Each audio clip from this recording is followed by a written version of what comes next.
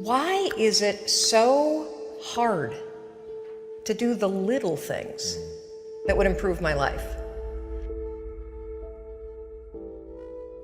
The way that our minds are designed is our minds are designed to stop you at all costs from doing anything that might hurt you. There are so many people in the world, and you know, you may be watching this right now, and you have these incredible ideas, and what you think is missing is motivation. And that's not true. Because the way that our minds are wired, and the fact about human beings, is that we are not designed to do things that are uncomfortable or scary or difficult. Our brains are designed to protect us from those things because our brains are trying to keep us alive. And in order to change, in order to build a business, in order to be the best parent, the best spouse, to do all those things that you know you want to do with your life, with your work, with your dreams, you're going to have to do things that are difficult, uncertain, or scary, which sets up this problem for all of us. The one thing we have in this world is we can't control the events, but we can choose what to focus on, we can choose what things mean, and we can choose what to do. Those three choices, those three decisions really control our life. You can always make a decision. That's always in your control. Staying with somebody that treats you like garbage is a decision. It is. Staying at a job that you hate is a decision. Staying in the body that you are not proud of is a decision. Is it going to be easy? No, it's not going to be easy to change. It's simple. It's your job to push yourself. It's not the smartest people who achieve success. It's the people who procrastinate less, make fewer excuses, as they take actions every day towards the goals that they want to achieve. Indecision is the thief of opportunity. Indecision means the door is still closed. Indecision means the opportunity waits. Indecision means what could be is postponed or may never be. If you want to be successful at anything in life, never leave the sight of setting a goal without doing something that commits you to fulfillment. The next morning, the alarm goes off, and I pretended NASA was there. It's the stupidest story. I literally went 5, 4, 3, 2, 1. I counted out loud, and then I stood up. And I'll never forget standing there in my bedroom. It was dark, it was cold, it was winter in Boston.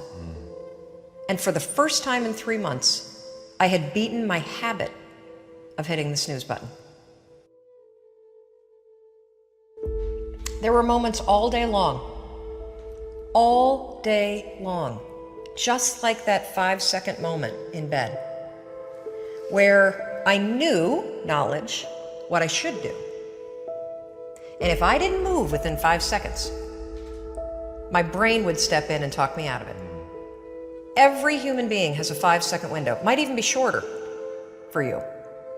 You have about a 5-second window in which you can move from idea to action before your brain kicks into full gear and sabotages any change in behavior. Your life is what you think it should be. That's exactly what you are right now. You are what you thought you should be. And if you don't like who you are, you got to change what you think you should be. What you think is more important than what you do. And so if you want to change, you got to work on this attitude bit.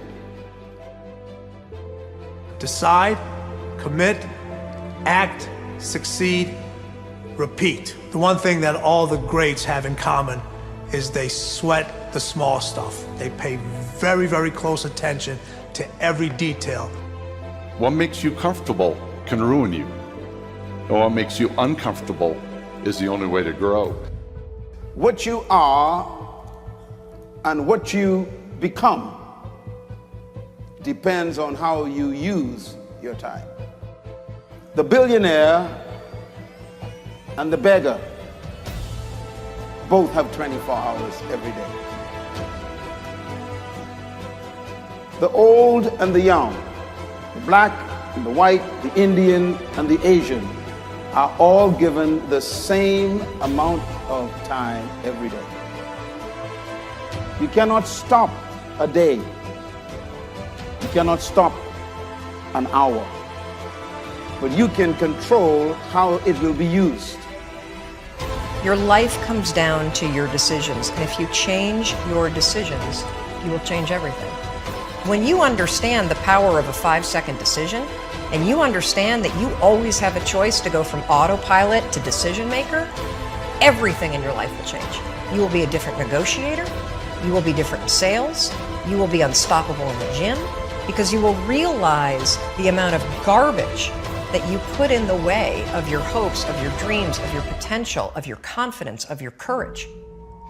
Everything comes down to the decisions that you make.